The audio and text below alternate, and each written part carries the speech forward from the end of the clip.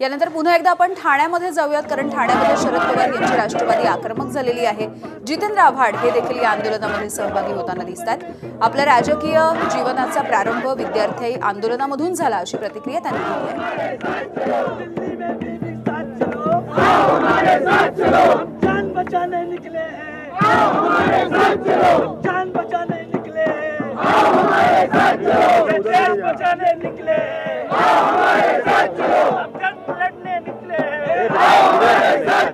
संविधान बचाने निकले हमारे साथ चलो, ये देश बचाने निकले हमारे साथ चलो।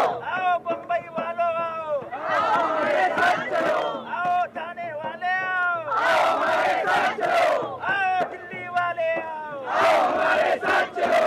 लोकतंत्र बचाने निकले हैं हमारे साथ चलो, नीतितंत्र भगाने के लिए निकले हैं हमारे साथ चलो, तानाशाही हटाने के लिए निकले हैं हमारे साथ चलो, गुंडागर्दी हटाने के लिए निकले हैं हमारे साथ चलो, सब कौम के निकले हैं हमारे साथ चलो, पूरब से अब निकले हैं हमारे साथ चलो, अरे पश्चिम से भी निकले हैं हमारे साथ चलो, अरे दक्षिण से भी निकले हैं हमारे साथ चलो, भाई भी अब निकले हैं हमारे साथ चलो, अरे बहनें भी अब निकले हैं हमारे साथ चलो। काय को ऊपर की ये सरकार नहीं चलेगी अपनी बात, काय को ऊपर की ये सरकार नहीं चलेगी अपनी बात। वेदांत नेब आपल्यासोबत आहेत, आमचे प्रतिनिधी आंदोलनाच्या याच ठिकाणावरून। वेदांत, आपण बघतोय आता जितेंद्र आव्हाड हे या आंदोलनामध्ये सहभागी देखील झालेले आहेत, ते देखील यांच्यासोबत गाडी म्हणताना आणि घोषणाबाजी करताना दिसत आहेत।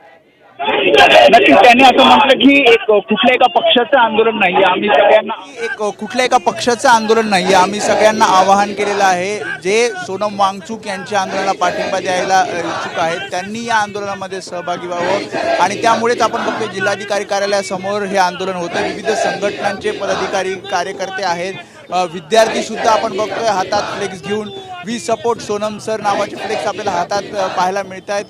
त्यासोबतच धर्मेंद्र प्रधान यांचा राजीनामा घेतला जावा यासाठीचे काही फ्लेक्स आपल्याला पाहायला मिळतात, आणि त्यामुळे सरकार विरोधात घोषणाबाजी इथे विद्यार्थ्यांकडून दिली जाते। आणि जितेंद्र आव्हाड आता थोड्या वेळापूर्वी आपण त्यांच्याशी बातचीत केली, त्यांचं म्हणणं आहे की एका पक्षाचं हे आंदोलन नाही आहे, त्यामुळे अनेकांनी या आंदोलनामध्ये सहभागी व्हावं।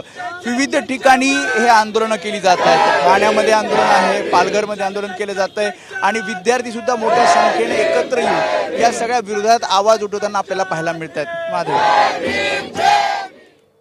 वेदांत, जितेंद्र आव्हाड यांनी जरी म्हटलं असलं की हे आंदोलन कुठल्याही एका पक्षाचं नाही आहे, मात्र शरद पवार यांच्या पक्षाकडून आपण म्हणूया वाशीमध्ये काही वेळापूर्वीपासून आंदोलन सुरू आहे। आता ठाण्यामध्ये या आंदोलनात जितेंद्र आव्हाड सहभागी होत आहेत, तर महाविकास आघाडीकडून आणखी कोणी आहे का या आंदोलनामध्ये सहभागी झालेलं?